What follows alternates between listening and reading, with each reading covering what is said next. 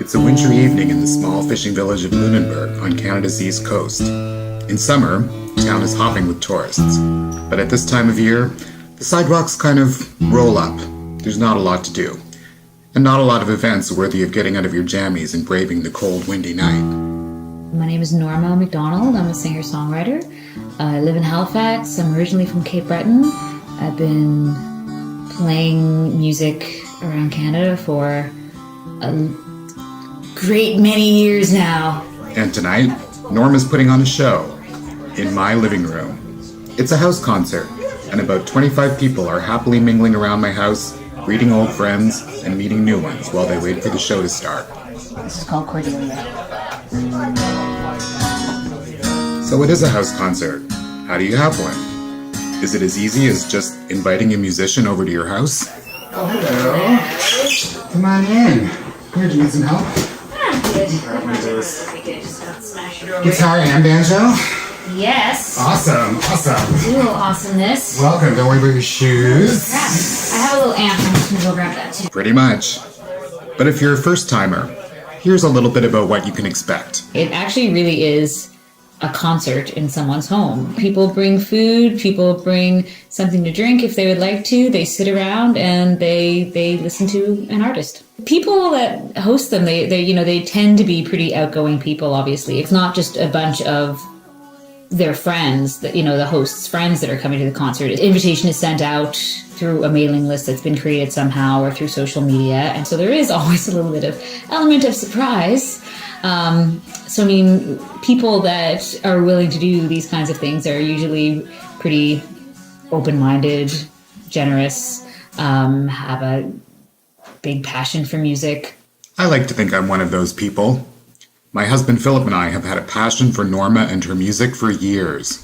So like Michael mentioned earlier, I've known Michael and Philip for, I guess, a number of years now. I don't even... 6? Yeah. Like 40? For 47 years.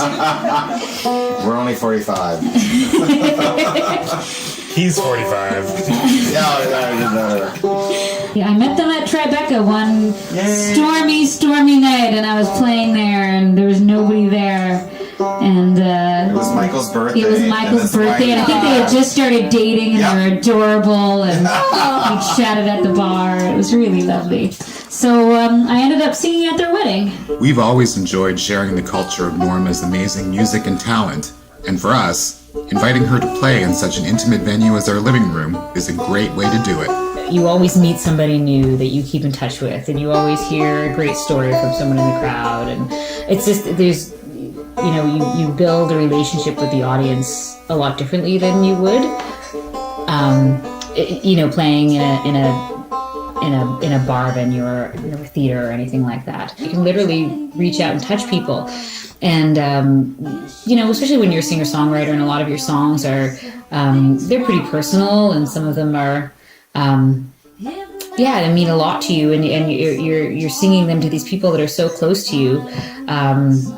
It takes on a bit of takes the intimacy to a new level, as opposed to being in a big theater where there's a divide between you and the audience, or in a bar where there's no absolute expectation that people are really going to sit and listen the way that they do at a house concert. And what about the money?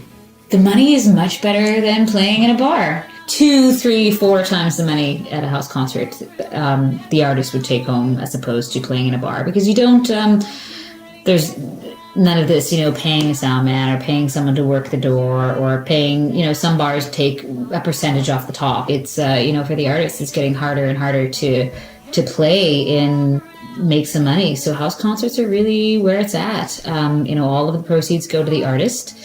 And, I find people are much more likely to buy CDs at house concerts.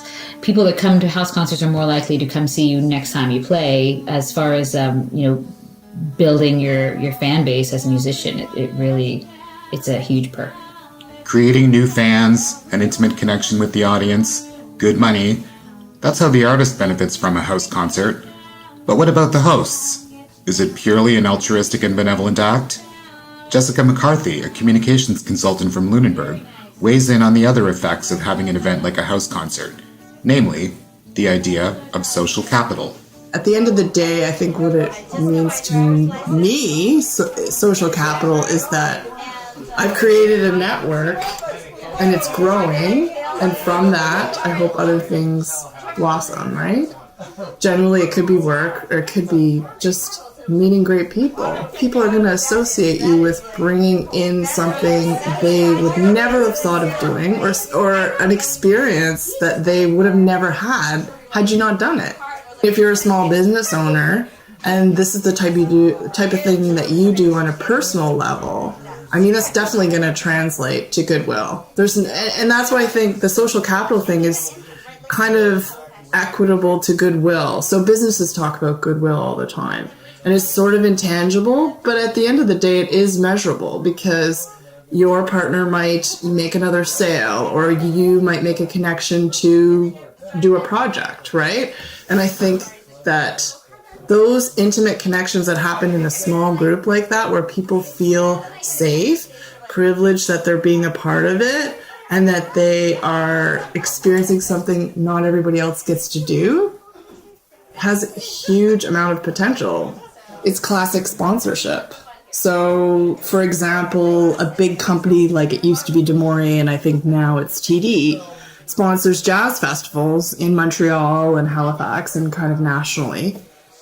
And they get probably some quantifiable goodwill from that, but it's difficult to measure, and I think it's actually way more measurable on a small scale. So if you hold a house concert in your home, you are essentially the sponsor of that concert, and you're earning some goodwill, which you're translating into social capital, which can be economic capital, etc., etc. So yes, a house concert is good for the artists and the hosts, but also for people in the community.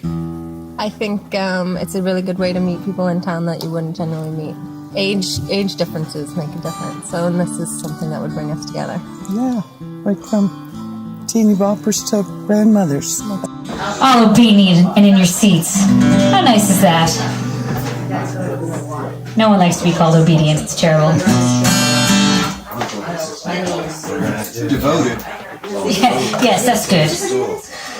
I'm all full of cheese and ready to go again. Yay! Cheese is binding. Simply put, a house concert is good for all involved. So if you've never been to one, Norma has these words of advice for you. Go there now, as fast as you can.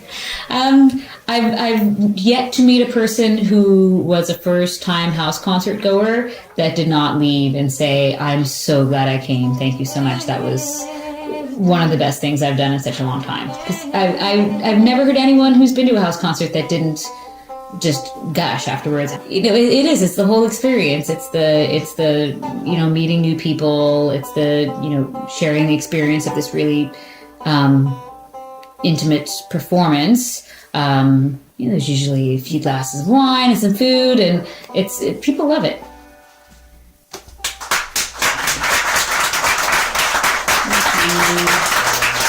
Thank you.